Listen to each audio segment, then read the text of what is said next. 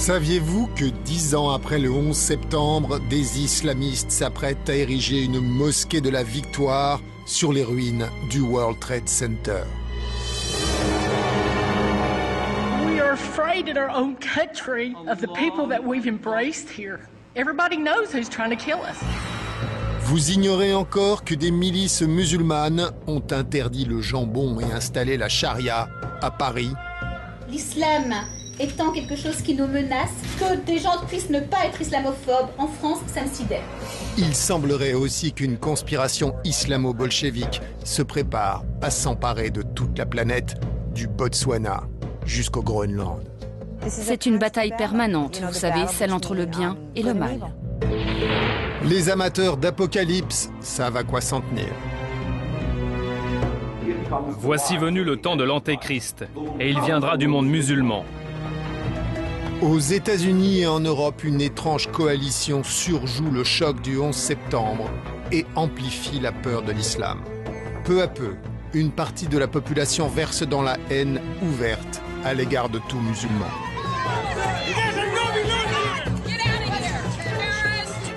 J'étais horrifiée. J'avais vraiment très peur. Amérique, tu dois comprendre, c'est le duel final. Le gagnant prend la planète.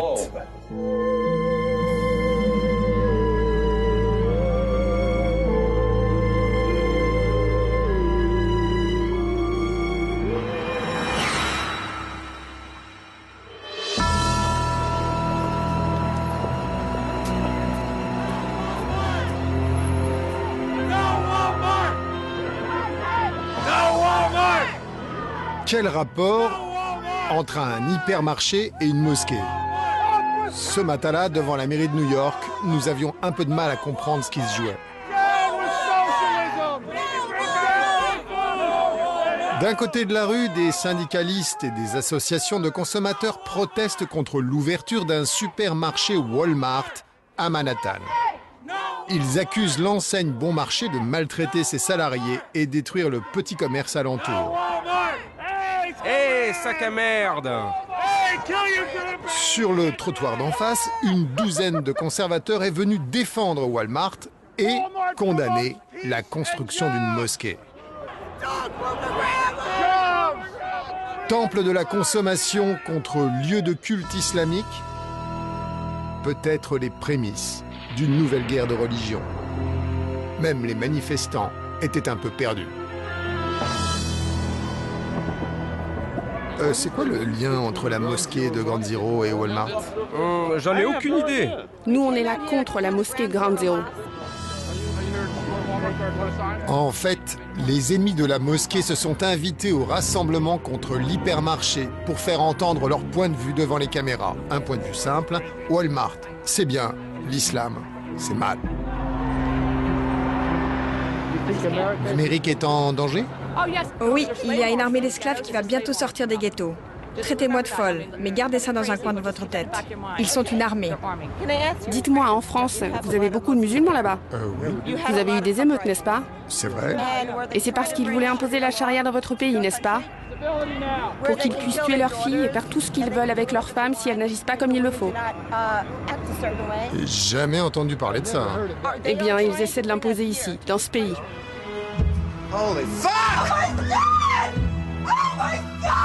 Il aura fallu 10 ans à l'armée américaine pour éliminer le commanditaire des attentats du 11 septembre. Al-Qaïda est décapité. La menace du terrorisme islamique sur le sol américain a été réelle, mais aujourd'hui, elle semble vraiment s'éloigner. On a attendu 10 ans pour ça. Justice est enfin rendue. Pourtant, en 2010, d'après un sondage Gallup, près d'un Américain sur 3 est convaincu que tous les musulmans soutiennent Al-Qaïda.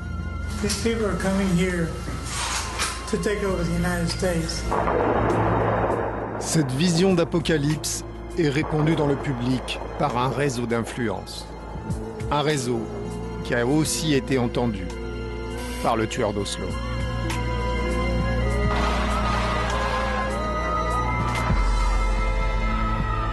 Hey, Rich, what's the plan? I'm not quite sure. I'm just waiting for Pamela to show up. So I'm going to get back over by the door because Where's Pamela? she's on her way. She's on the way. All right, we'll be right. Should we stay here, Robert? Celle qu'ils attendent tous, c'est elle, Pamela Geller. Pam Gelder, racist queen! We don't want your redneck dream! Pam Gelder, racist queen! We don't want your redneck... Pamela est le visage de la guerre contre l'islam aux États-Unis. We love your work. Thank you for what you do. You've been on my site. Yes, I've been many, many times. I'll be out here as much as I can. Pamela est la veuve d'un commerçant de voitures d'occasion impliqué dans une escroquerie bancaire. Avant de mourir en 2008, il lui a légué sa fortune. Le 11 septembre 2001 a transformé sa vie en croisade. Il n'y a pas d'islam modéré. Il n'y a pas d'extrémisme musulman. L'islam, c'est l'islam. Il n'y a pas de différence entre un type d'Al-Qaïda et un musulman normal? Il y a différents degrés dans le fondamentalisme. Mais le fondamentalisme, c'est l'islam. Dans le Coran, il est dit que ce sont les mots d'Allah. Donc il faut qu'ils disent, ok, inventons un islam sans le Coran. Mais non, mais qu'est-ce que vous voulez dire? Qu'ils doivent tuer tout le monde? Que ce sont les mots d'Allah qui leur donnent de tuer tous les non-musulmans? Non, mais vous demandez quelque chose d'impossible pour un musulman. De créer un islam sans Coran, c'est comme demander à un chrétien ou un juif de faire sans la Bible. Non, je ne leur demande pas de faire sans le Coran. Je leur demande de le comprendre de façon plus métaphorique. Pamela Geller est devenue une célébrité aux États-Unis. Sur Internet, où elle anime un blog très fréquenté, elle vise le statut de Lady Gaga anti-islam. Pamela sur son lit.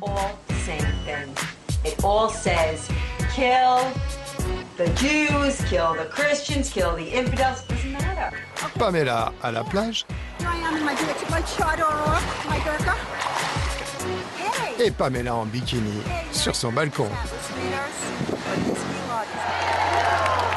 En juin 2010, elle organise une manifestation contre la construction d'une mosquée à Ground Zero. Depuis, elle passe à la télévision régulièrement et martèle avec succès son message. Aujourd'hui, d'après un sondage du Time, 61% des Américains sont contre la mosquée de Ground Zero.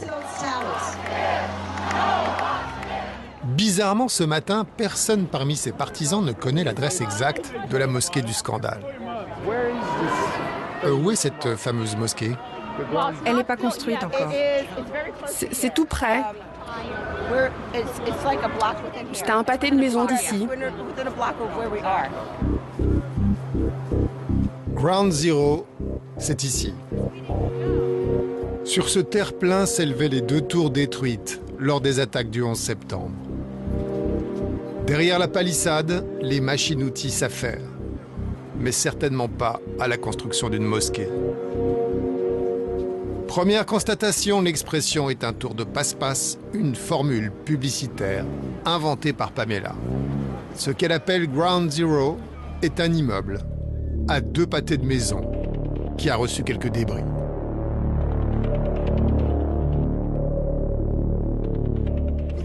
C'est pas précisément sur le site du World Trade Center, c'est plutôt à 300 mètres.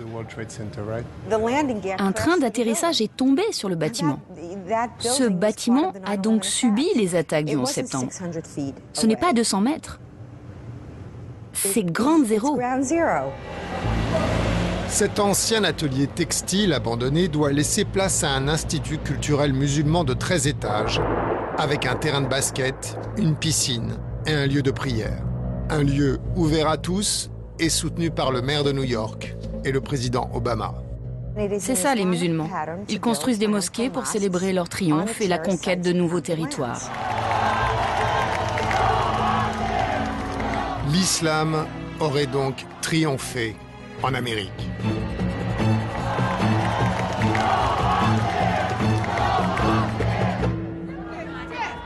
Robert Spencer est l'associé de Pamela. Ce grec orthodoxe se proclame spécialiste du Coran et se présente comme le cerveau du mouvement. Le cerveau, c'est le monsieur barbu avec la casquette de marin breton. Vous pensez vraiment que l'Amérique est en danger d'islamisation? Oui, vraiment. Précisément parce que les gens n'en sont pas conscients. Mais des initiatives comme celle-ci prouvent la présence de l'islam aux États-Unis. Les gens ne comprennent pas que tout ça fait partie d'un plan secret des frères musulmans. Attendez, moi je vois aucun signe d'islamisation dans les rues. C'est parce que vous ne savez pas où regarder. Et vous ne savez pas ce que vous voyez quand vous le voyez. Ok, regardons un peu mieux les États-Unis en 2011. Ce qui saute aux yeux, ce sont les traces de la crise économique la plus violente depuis 1929. Des petits commerces ferment dans des villes autrefois dynamiques. Une population angoissée s'appauvrit de jour en jour. Chaque mois, 120 000 familles se déclarent en faillite.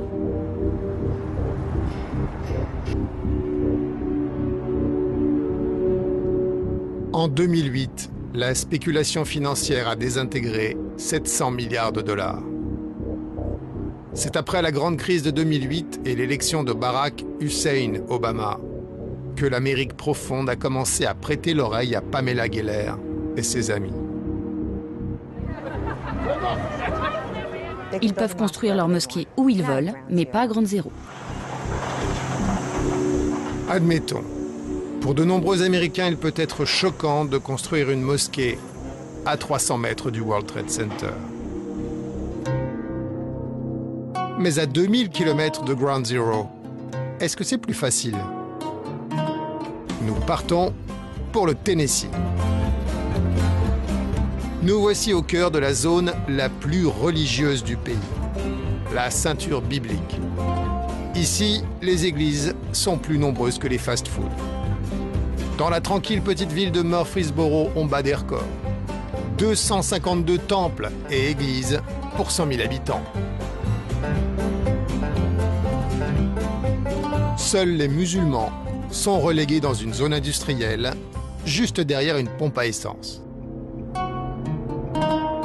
Pour faire comme leurs voisins chrétiens, ils avaient imaginé pouvoir se construire leur centre à eux avec un terrain de sport et une piscine. We have like a weekend school for the kids to teach them, basic religious. Saleh Benati est un notable local, un professeur respecté à l'université du Tennessee. C'est aussi l'un des leaders de la communauté musulmane. C'est lui qui a réuni les cotisations des musulmans pour bâtir la mosquée. Mais alors que les travaux venaient à peine de débuter, les musulmans de Murfreesboro allaient découvrir qu'ils n'avaient pas que des amis dans la ville. Soudain, leurs voisins venaient les dénoncer comme terroristes aux actualités régionales. You don't want a mosque in Murfreesboro? No. It's a training ground for jihad. That's what goes on there. That's where they gather to take over America. Et oui, les braves gens du Tennessee en sont convaincus. Si vous commencez par tolérer une mosquée, ils finiront tôt ou tard par défiler armés dans vos rues.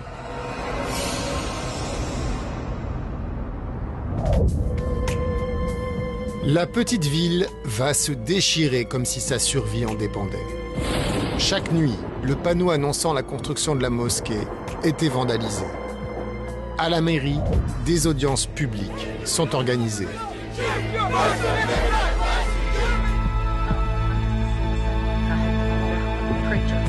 I was scared coming here tonight to even speak, which makes me so sad I can't even talk about it. That we are afraid in our own country of the people that we've embraced here.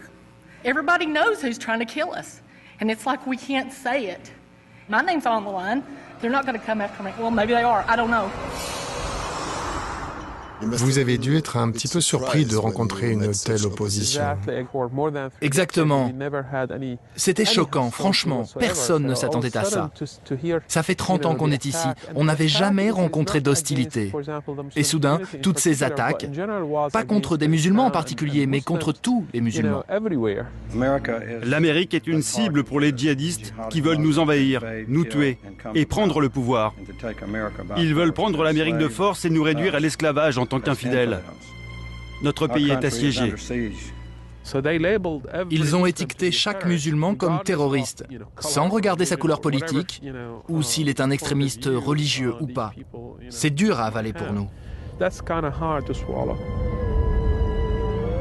La première des peurs des opposants à la mosquée, que le Tennessee ne devienne un califat islamique. Tout comme la France. Et oui, les Européens l'ignorent encore, mais à Murfreesboro, ils savent. L'Europe est d'ores et déjà soumise à la loi islamique. Nous devrions regarder ce qui s'est passé en France, un pays qui a adopté l'islam après avoir été trop indulgent à l'égard des musulmans. Les machines, les bulldozers étaient là-bas, stationnés au bout du terrain. Elles étaient toutes prêtes à travailler le lendemain, mais elles n'ont pas pu. Ils ont brûlé le dernier engin, dans le fond. Pour les opposants à la mosquée, ce sont les musulmans eux-mêmes qui auraient mis le feu au bulldozer. Vous croyez qu'ils sont responsables de l'incendie de leur machine? Oh oui, je crois que ça a été monté de toutes pièces. Ils l'ont fait pour attirer l'attention sur eux. Ces gens ont vraiment employé tous les moyens pour faire entendre leur point de vue.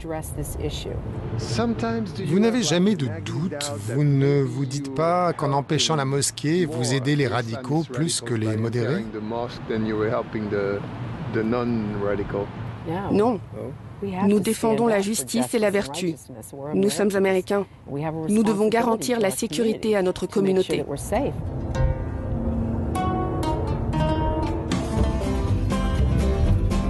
Voilà l'imam de Murfreesboro. S'il veut vraiment réussir sa conquête du Tennessee, sans doute devra-t-il commencer par acheter un GPS. Can you please help me out finding this address? I find it. Pour l'instant, l'imam fait le tour des églises de sa ville pour gagner la confiance de ses voisins. Il veut prouver qu'il ne porte pas de pieds fourchus sous sa djellaba. Il est d'origine égyptienne, mais il rappelle qu'il a épousé une américaine. Ses beaux-parents ont d'ailleurs eu un peu peur de son prénom. Ils étaient inquiets. Pourquoi? Parce que non seulement leur fille épouse un arabe, mais en plus c'est un imam. Et il s'appelle Osama. C'était dur. Aujourd'hui, les travaux pour la mosquée ont repris, avec l'accord d'une majorité d'habitants de Murfreesboro, qui se sont souvenus que la tolérance religieuse est le socle de la Constitution américaine.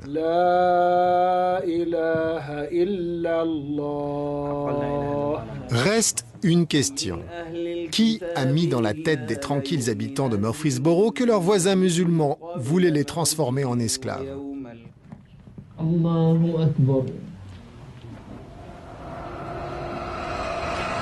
À 18h, allumez la télévision. Vous y découvrirez un certain Glenn Beck. Tous les soirs sur Fox News, Glenn Beck alerte des millions d'Américains. Du lundi au vendredi, il dénonce toujours la même conspiration. Qu'est-ce qu'ils veulent, ces gars? Les frères musulmans. Le Hezbollah, hein? Je l'ai mis où, le Hezbollah? Et ce gars-là, qu'est-ce qu'il veut? Ils veulent tous la même chose.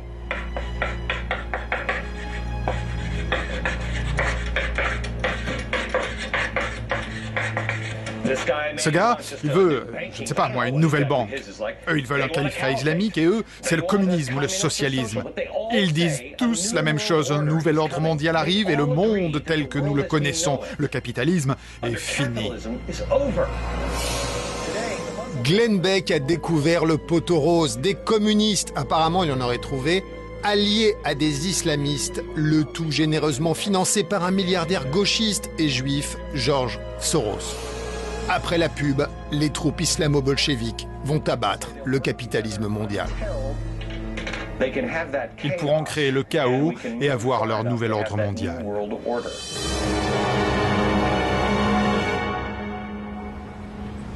Petit rappel technique. Les musulmans représentent à peine 1% de la population américaine.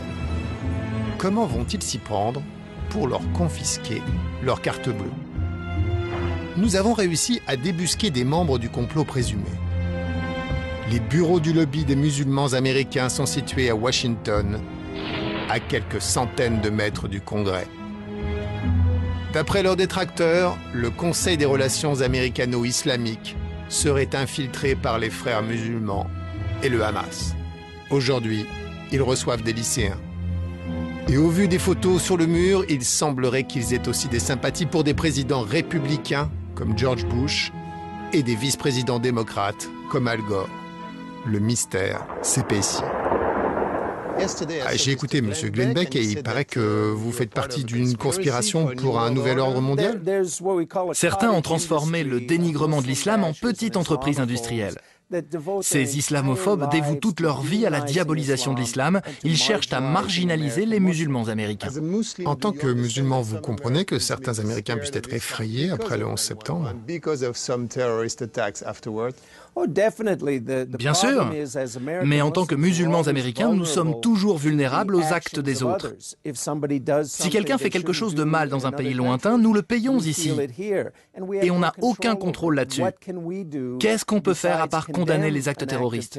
On n'est pas responsable de ce que font les gens tout autour du monde. Vous condamnez le terrorisme parce que vos adversaires disent que vous ne le condamnez jamais. J'ai pratiquement un tampon qui dit « Care », condamne tel acte et tel acte terroriste. Nous avons fait des dizaines et des dizaines de condamnations.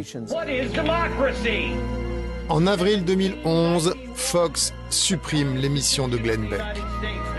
Le patron de la chaîne a laissé entendre qu'il avait tendance à être un petit peu répétitif.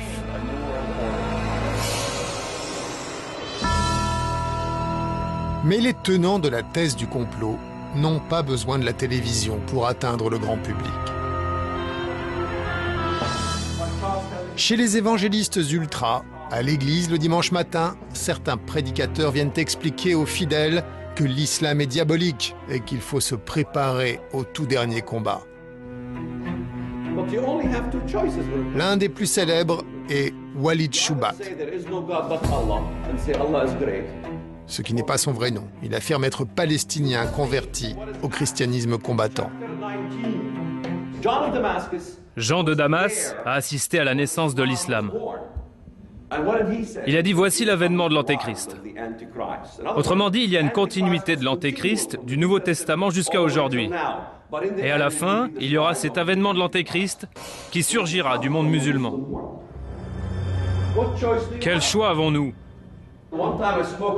Un jour, je parlais dans une église et un fidèle s'est levé et a dit « Je ne me rendrai pas, monsieur. Je suis un Marine. Je me battrai. » Enfin, quelqu'un me donnait la bonne réponse. Vous savez que la Bible dit que les lâches n'entreront pas dans le royaume de Dieu.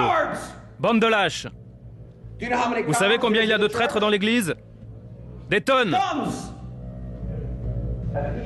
Alors que nous l'interviewons, Walid Shoebat tente de modérer un petit peu son discours, mais un peu seulement. Alors il y a une guerre finale qui arrive? Oui, c'est exact. On aura beau essayer d'éviter cet Armageddon religieux, il y aura bien une guerre de religion. Quelle est la solution pour l'islam? Certains fanatiques déments disent « tuez-les tous ». Mais c'est trop. Ce n'est pas comme cela qu'on agit. Non, le génocide n'est pas une solution pour le monde musulman. Certains extrémistes de droite disent « jetez-leur une bombe nucléaire ». Mais nous devons vivre avec les musulmans. Ce qu'il faut faire, c'est séparer la charia de l'islam. Walid, we're honored to have you. I need about 20 people who will join with me for $100. If you can give $500, if you can give $1,000, please do. Every single dime goes to this man's ministry. And I believe it's one of the most vital ministries that we've got in the world today. L'une des opérations de propagande les plus massives a eu lieu en 2008, juste avant l'élection de Barack Hussein Obama. 28 millions de DVD ont été envoyés gratuitement dans l'Amérique profonde, glissés comme des objets publicitaires à l'intérieur du journal, ou offerts aux fidèles dans les églises évangéliques. Le film s'appelle Obsession et aligne une jolie collection de fanatiques musulmans. Le meilleur du pire de l'islam radical. الموت لأمريكا. You will take over USA. You will take over UK. Because Allah's religion will prevail on this earth. Obsession inaugure un nouveau genre cinématographique, le film d'horreur islamiste. That will fly over the White House and we will take over the whole world.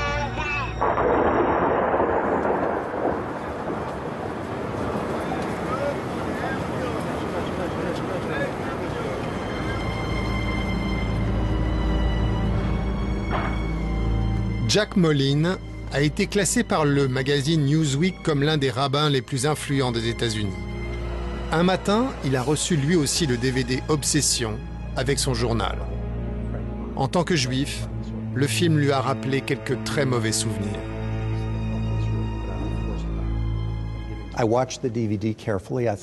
J'ai regardé très attentivement ce DVD. Je me suis demandé ce que ça me rappelait. Le protocole des sages de Sion. C'est un texte utilisé dans certaines zones de la planète où l'antisémitisme est bien enraciné. Il est prouvé que ce texte est faux. Il a été forgé pour faire croire à une conspiration menée par un petit groupe de juifs voulant contrôler le monde à travers la manipulation de la guerre et de la finance. La rhétorique était tellement similaire dans ce film, Obsession, que j'ai renommé le DVD Le Protocole des sages d'Arabie Saoudite.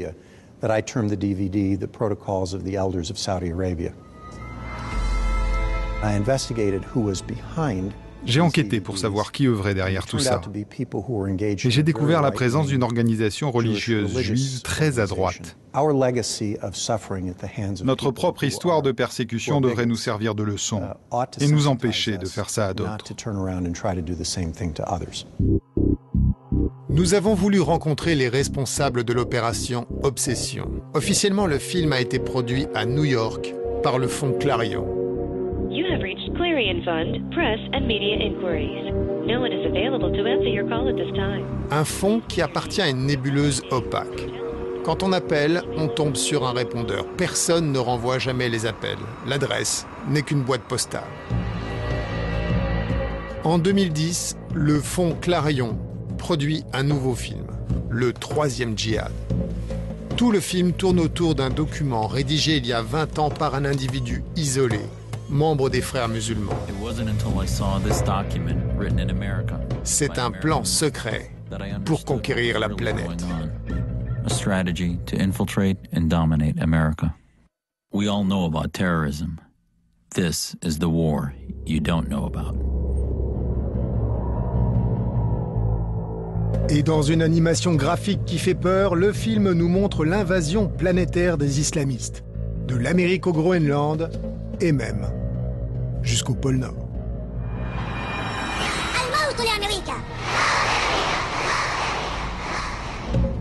Nous nous sommes procuré le document original de l'ambitieux frère musulman. Au détour d'une phrase, on y découvre tout de même que l'affaire n'est pas dans le sac. Imagine un peu, dit-il, si nous arrivions à nous unir et à marcher du même pas. Il y a encore du pain sur la planche avant de planter le drapeau de l'islam sur la banquise. Et pourtant, cette œuvre un peu folklorique de quelques agités du complot a été utilisée comme outil pédagogique pour former la police de New York. L'affaire est dévoilée parce qu'un officier de police, choqué, a alerté le lobby des musulmans américains.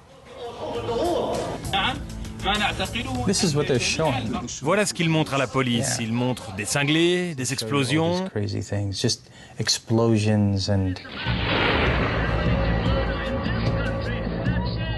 Regardez, ils montrent un texte écrit en arabe. Ça c'est mal, c'est diabolique. Ils essaient de faire passer le message négatif arabe, négatif musulman. Ils essaient de marquer les esprits, comme on fait une marque sur une vache, de faire entrer dans la tête des policiers que les musulmans sont mauvais. Ça veut dire qu'en fait, pendant des mois, des policiers ont vu un film de propagande. Exactement. Et quand vous avez parlé aux responsables de la police, qu'est-ce qu'ils vous ont dit? Ils ont tout nié. Au début, quand on leur a parlé de la vidéo, ils ont dit non, non, nous ne montrons pas une vidéo comme ça. Alors on leur a dit, attendez, ce sont vos propres policiers qui nous appellent pour parler de cette vidéo. Ils sont revenus vers nous pour nous dire qu'apparemment le film avait bien été projeté, mais que ce n'est pas l'un de leurs films et qu'ils vont s'en débarrasser. Aujourd'hui, la police de New York est extrêmement embarrassée par cette histoire. Ils insistent, ce film ne reflète pas leur position officielle et ils refusent par ailleurs de donner le nom de l'entreprise privée et le montant du contrat de formation.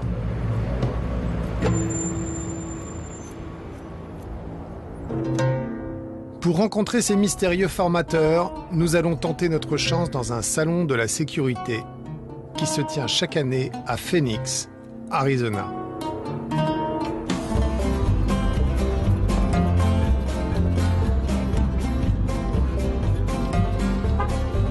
À Border Security Expo, on traite 3 grands problèmes: frontières, terrorisme, immigration.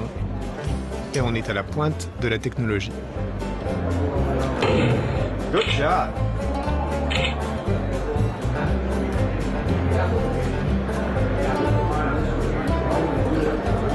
Has anyone given you a prohibited substance to transport through this checkpoint?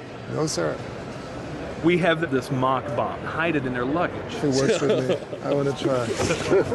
Please describe in detail the contents of your backpack or purse. I only have a camera and books. No, this is great. I passed. Yeah. I'm a good terrorist. I think it's because it knew who you were. Le salon est fréquenté surtout par les forces de l'ordre. La police, les shérifs, les douanes, la sécurité intérieure, des gens sérieux, avec une arme à la ceinture. Ils sont venus écouter notamment des spécialistes en terrorisme islamiste.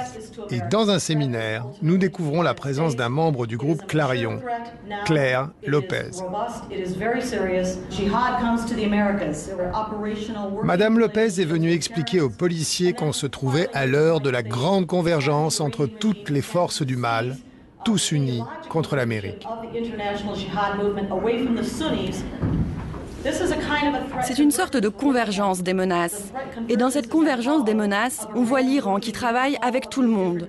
Al-Qaïda, le Hamas, le Hezbollah. Remarquez bien, ce sont des sunnites et des chiites. On dit qu'ils ne peuvent pas travailler ensemble, aussi ils peuvent. Il y a aussi le KGB, les Nord-Coréens, les narcotrafiquants, le crime organisé, la Syrie et les talibans. Et on n'est pas au bout de nos surprises.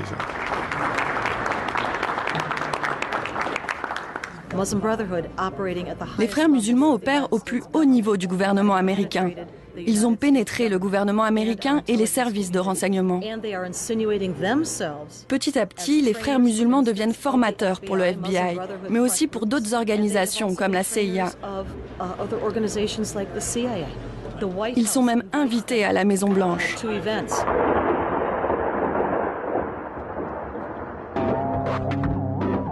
Max Blumenthal est journaliste. Depuis des années, il suit de près cette galaxie. L'époque lui rappelle le macartisme des années 50, quand la droite américaine voyait des infiltrés communistes partout.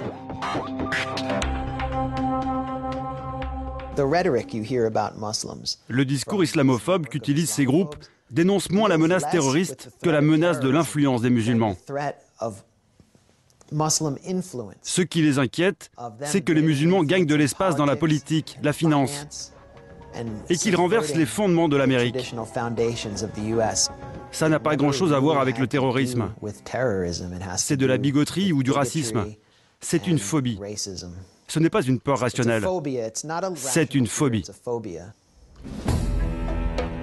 Et les attaques contre les musulmans ne cessent de se multiplier. Un chauffeur de taxi new-yorkais a été poignardé. 2 Sikhs, des Indiens du Pendjab, ont été tués en Californie parce qu'ils portaient un turban sur la tête. Et des dizaines de mosquées sont profanées chaque mois. Un incident a été filmé par des caméras amateurs et aussitôt posté sur Internet. Il a eu lieu ici, en Californie, à Yorba Linda, le 13 février 2011, lors d'un dîner de charité organisé dans cette salle municipale par une association musulmane. Des ultra-conservateurs avaient appelé à manifester contre la présence au dîner d'un imam dénoncé par eux comme extrémiste. Très vite, malgré la présence d'enfants, la manifestation déborde. La foule a été chauffée à blanc par des déclarations d'élus politiques locaux, appelant au meurtre. Let me tell you what's going on over there right now. Make no bones about it. That is pure, unadulterated evil. As a matter of fact, I know quite a few Marines who will be very happy to help these terrorists to an early meeting in paradise.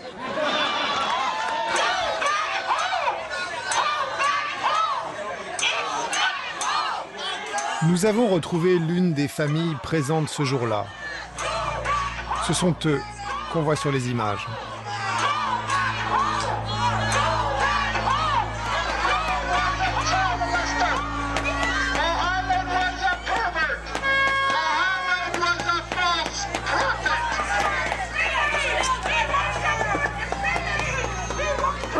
Quand je me suis avancée vers l'entrée, il y avait la foule. J'étais horrifiée. J'avais vraiment très peur. J'avais peur que quelqu'un sorte de la foule et nous fasse du mal.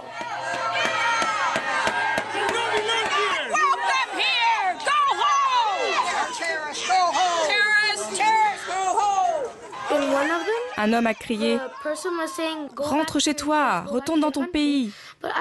Mais je n'ai pas compris. Je suis née ici, je vis ici, j'habite ici. De quel pays parle-t-il? Quand les enfants sont arrivés, il y avait beaucoup de hurlements. Les enfants se sont sentis menacés parce que des gens plus grands qu'eux leur criaient dessus. Ça peut vraiment les traumatiser.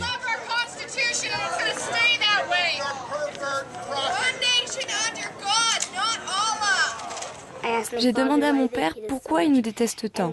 Il m'a répondu, ils nous détestent pas, ils nous connaissent pas. C'était difficile d'expliquer ça aux enfants. Ce n'est pas le genre de conversation qu'on a envie d'avoir avec de tout petits enfants innocents. Ils vous demandent sans arrêt « Pourquoi ? Pourquoi ?» Et puis, il y a un pourquoi, au-delà duquel vous n'avez plus envie de leur répondre.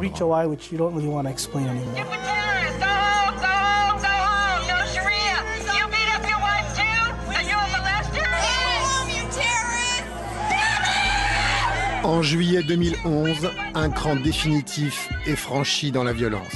Un Norvégien islamophobe, Anders Breivik, tue 76 personnes à Oslo. Dans un long texte, il explique qu'il a voulu stopper l'islamisation de l'Europe. Robert Spencer est sa principale référence. Il est cité 68 fois. Juste avant le massacre d'Oslo, nous avions posé une question étrangement prémonitoire à Spencer. Est-ce que vous n'avez jamais peur que quelqu'un de faible d'esprit interprète mal vos propos et se mette à tirer sur des musulmans? Et vous? Vous n'avez jamais peur que quelqu'un déforme ce que vous dites et fasse quelque chose de mal? J'y pense. Eh bien, laissez-moi vous dire que si ça arrivait, vous n'auriez aucune responsabilité. Donc, vous n'avez aucune responsabilité? Bien sûr que non. Je n'ai jamais conseillé la violence. J'ai toujours défendu le respect de la loi. En février 2011, mauvaise nouvelle pour Spencer et Geller, la plus ancienne organisation des droits civiques, le Southern Poverty Law Center, les classe parmi les groupes qui prêchent la haine. Juste à côté du Ku Klux Klan. Nous allons découvrir que Spencer et Geller se sont affiliés à un mouvement européen que l'extrême droite la plus radicale pilote en sous-main. Le nom de cette nouvelle internationale, Stop à l'islamisation. Elle a été lancée par un Européen, Anders Gravers. Vous avez été inspiré par eux? Oui. C'est Anders Gravers qui nous a demandé de créer Stop à l'islamisation de l'Amérique, à Pamela et moi. Il n'y a pas d'affiliation organisationnelle, mais nous travaillons pour la même chose, liberté, démocratie et défense de l'égalité des droits.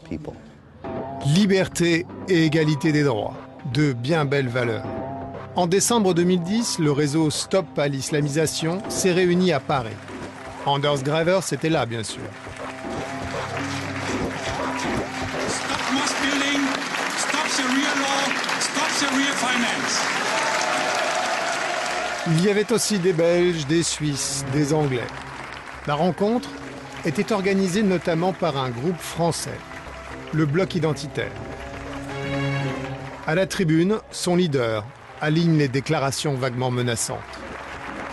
Ceux qui nous dirigent aujourd'hui à Paris, à Londres, à Bruxelles, sont des collabos de l'islam. Pour repousser l'islamisation, il faudra d'abord neutraliser politiquement ces collabos. Défi total, réponse totale. Dans les années 90, le vigoureux Fabrice Robert dirigeait Unité radicale, un groupe fréquenté par de jeunes néo-nazis et dissous par le gouvernement français. Ses leaders ont alors refondé une organisation au nouveau visage, le Bloc identitaire. Fini l'antisémitisme et la nostalgie pour les breloques du Troisième Reich. Le Bloc n'a plus qu'un unique ennemi, l'islam. L'islam n'a pas sa place en Europe.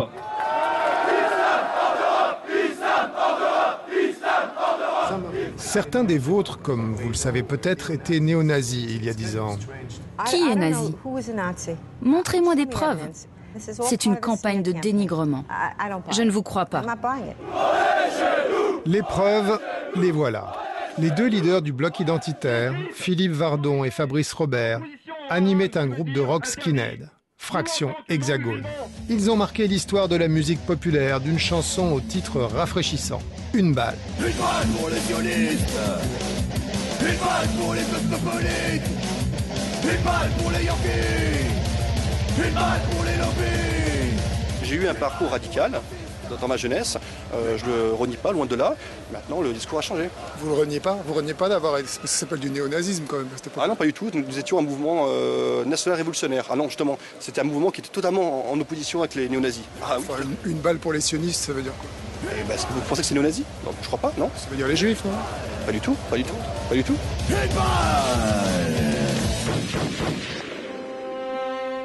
Le Bloc identitaire appartient désormais à cette coalition où peuvent se côtoyer des extrémistes de divers horizons, tous cimentés par la haine vis-à-vis de l'islam. Du côté de la branche américaine, Robert Spencer suggère la tolérance. Si un groupe change de position, il faut évaluer s'ils sont vraiment sincères ou pas.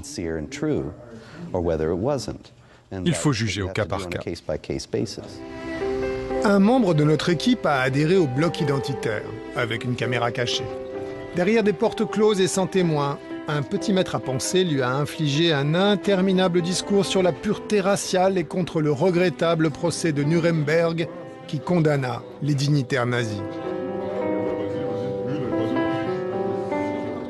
C'est une phrase qui m'avait marqué, il y a Nuremberg, c'est pas seulement le grand arien blanc qui a été condamné, c'est l'homme européen et les valeurs qu'il portait. C'est pour ça aussi que vous êtes des militants nationalistes, des militants identitaires. C'est pas seulement parce que vous avez un capital racial dans les veines qui porte ces valeurs génétiquement, presque. Donc là, je pense que l'ennemi, la grande bataille à mener aujourd'hui, c'est contre le métissage. Ça me semble énorme. Dans quelle famille aujourd'hui, il n'y a pas un métèque? On a tous une cousine qui est mariée avec un mec d'une race improbable, quoi. Là où je vois le danger, moi, c'est que les jeunes de chez moi, on trouve normal que, après tout, la négresse du coin, c'est un être humain comme toi et moi, on est égaux, elle est française. Là, il me semble le vrai danger. Contre le métissage, il n'y a pas de bataille navale, il n'y a pas de bataille militaire, quoi. C'est ou t'as une conscience raciale, ou t'en as pas. Et toi, je t'en veux pas, mais t'es pas de mon peuple, c'est autre chose. Toi, comme l'a écrit un autre penseur, tout animal ne s'accouple qu'avec un congénère de la même espèce. C'est dans Mein Kampf. C'est pour déconner. Ah oui, rien de tel qu'une citation d'Adolf Hitler pour détendre l'atmosphère. C'est un peu de provo comme ça, parce qu'il faut bien rire un peu, on peut pas faire que du sérieux tout le temps, quoi. La France n'a pas souffert des attaques islamistes du 11 septembre. Alors, l'extrême droite va se creuser la tête pour fabriquer des traumatismes de rechange. La France accueille une importante population musulmane. Les quartiers populaires des grandes villes changent de visage.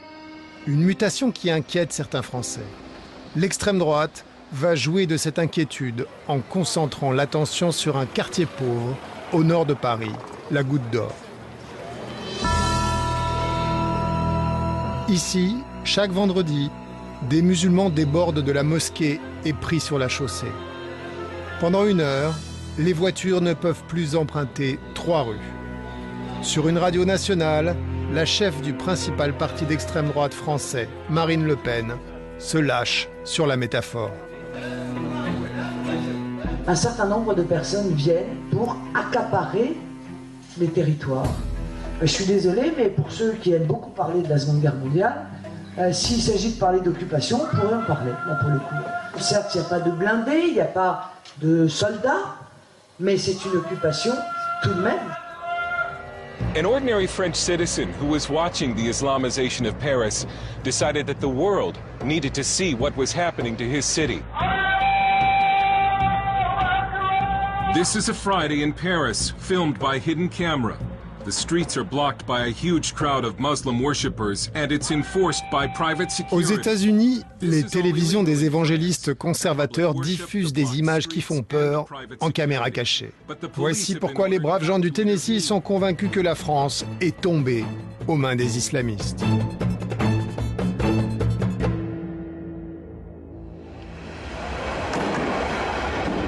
N'écoutant que notre courage, nous avons décidé d'aller nous aussi risquer notre vie au milieu des Mahométans ivres de conquête. Nous avons été reçus par Moussa Niembele, responsable de la sécurité de la mosquée. Là, vous avez une salle qui est là. 1 heure avant le début officiel de la prière, la mosquée est déjà bondée. Là, on ne pourra pas aller plus loin parce qu'il y a trop de monde, mais vous pouvez vous avancer.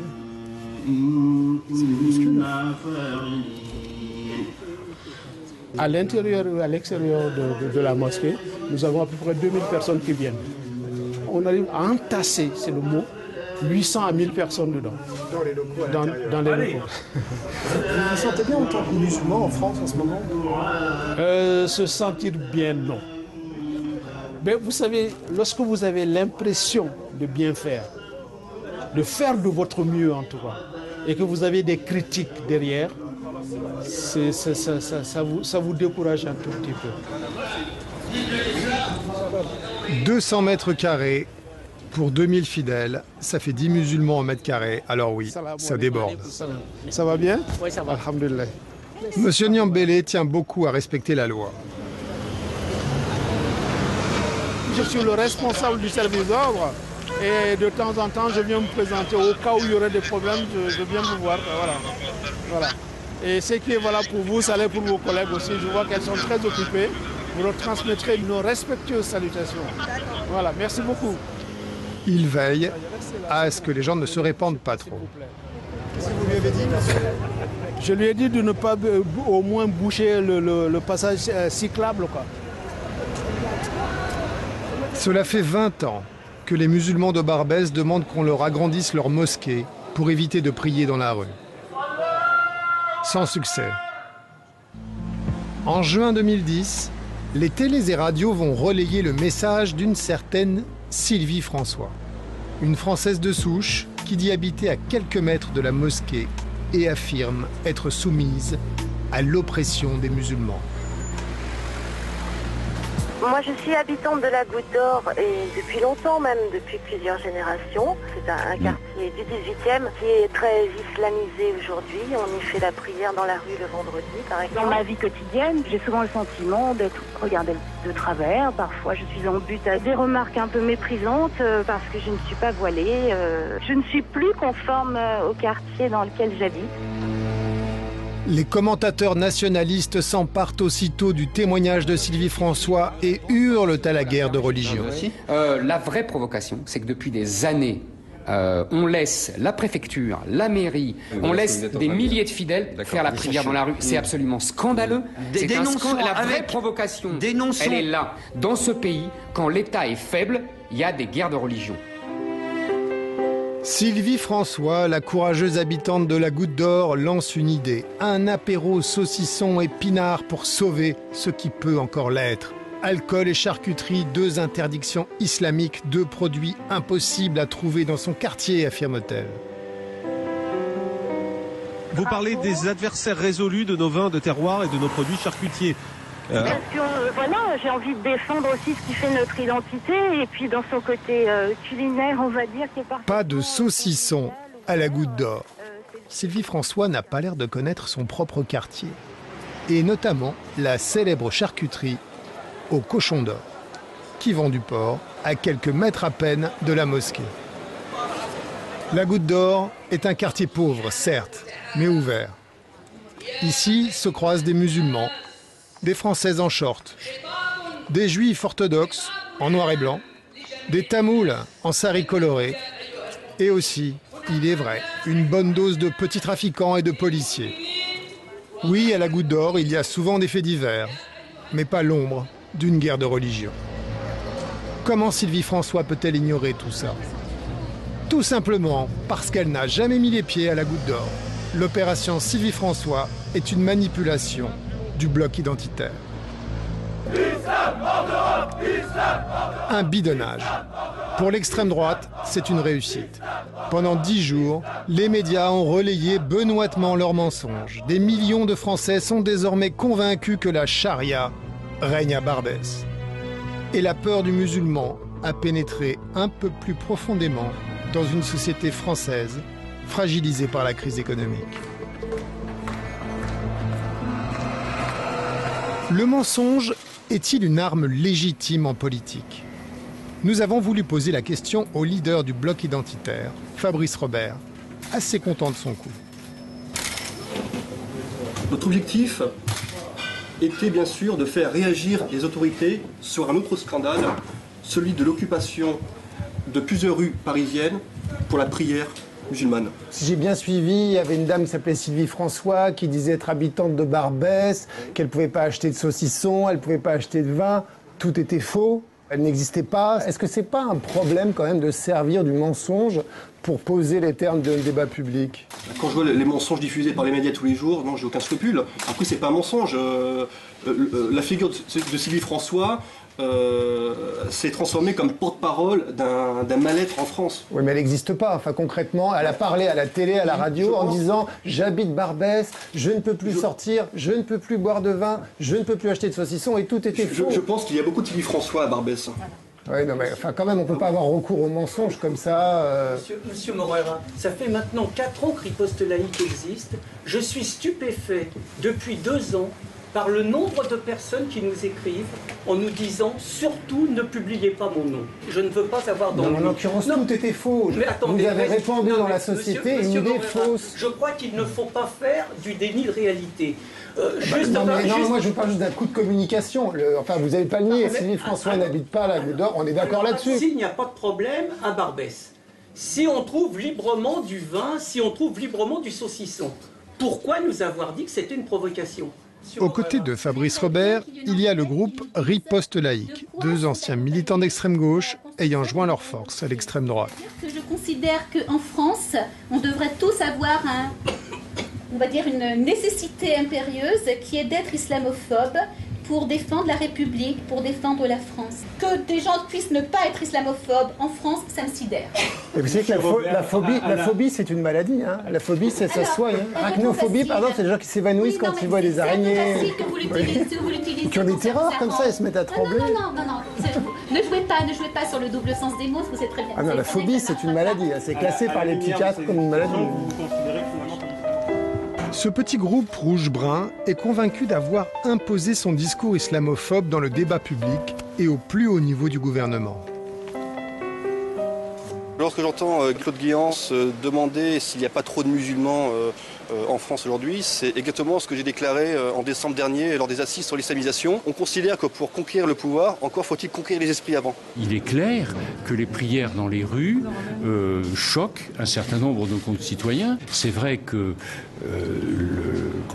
l'accroissement du nombre des fidèles de cette religion, un certain nombre de comportements pose problème. Je dirais tout simplement... 6 mois après l'opération Sylvie François, le journal Le Monde rend public un sondage.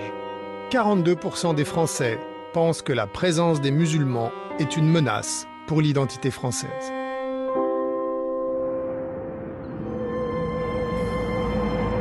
Retour aux États-Unis. Ici aussi, les idées de la frange islamophobe la plus radicale s'insinuent peu à peu au centre de l'échiquier politique. Nous voici à Washington, D.C. Chaque année, la droite américaine s'offre un festival dans un grand hôtel, CPAC, la Convention des conservateurs pour l'action politique. Cette année, il y a 2 stars de l'ancien gouvernement Bush.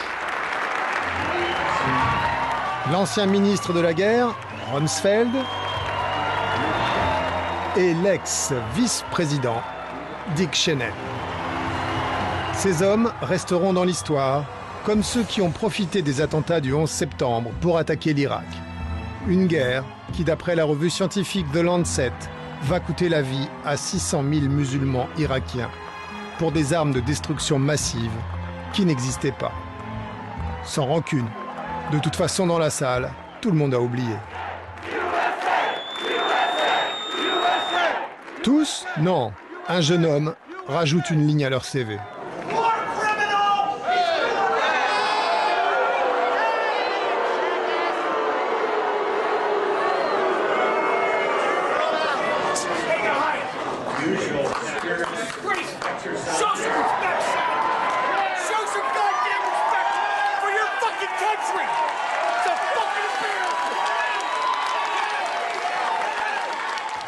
Les États-Unis sont la plus belle création de l'homme sur Terre.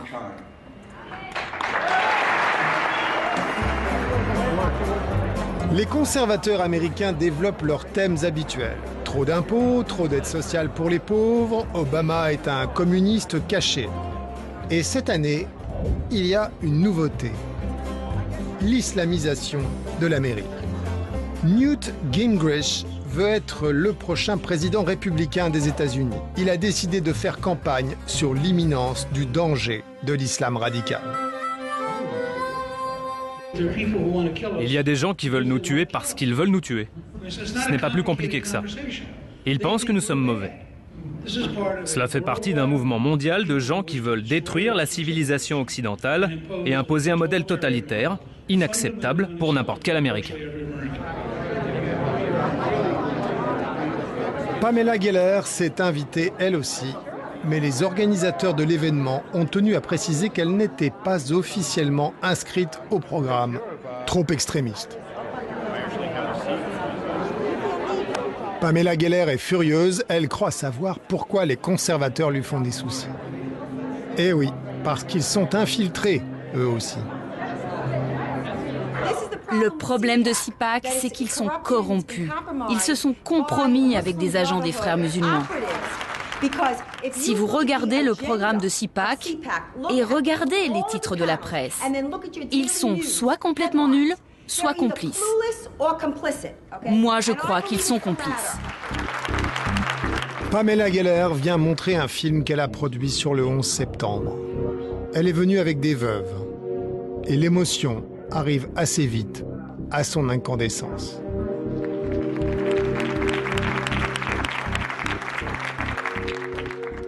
I lost my only son, firefighter Christian Reaganhart, on 9/11. Before that, he served his country in the United States Marines. The American public has to know what really happened there. My son is an angel who was murdered by demons.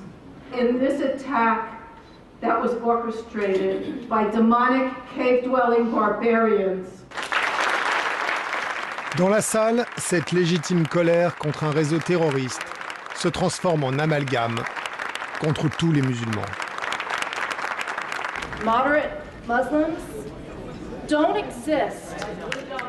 The Quran states that infidels can be approached and invited into the religion, and once we say, quite innocently, no, thank you very much, I love my God,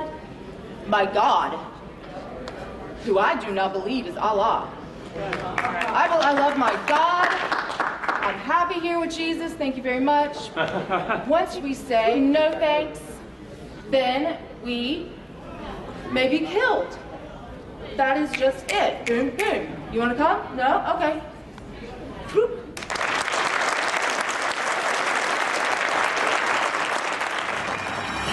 Islam hors d'Europe! Islam hors d'Europe! Islam hors d'Europe! Islam hors d'Europe! Islam hors d'Europe! En mai 2011, les ennemis de l'islam se réunissaient à Lyon. 2 continents, seul le totem change. À Lyon, on vénère le cochon, animal tabou pour les musulmans. Vos libertés fondamentales, vos libertés publiques, pour défendre votre place d'homme libre. Aujourd'hui, nous consommons du halal sans le savoir. C'est insupportable. On consomme du halal, on finance l'islam, on finance les mosquées, on finance les imams. Troisième génération, on fait tous les mangeurs de cochons. Deuxième, troisième génération, on fait tous les mangeurs de cochons. L'islam n'a pas sa place en Europe. Qu'ils aillent vivre leur foi en terre d'islam, en Afghanistan, au Pakistan, que m'importe. Mais qu'ils sachent une chose, c'est que la France et l'Europe ne seront jamais terre musulmane.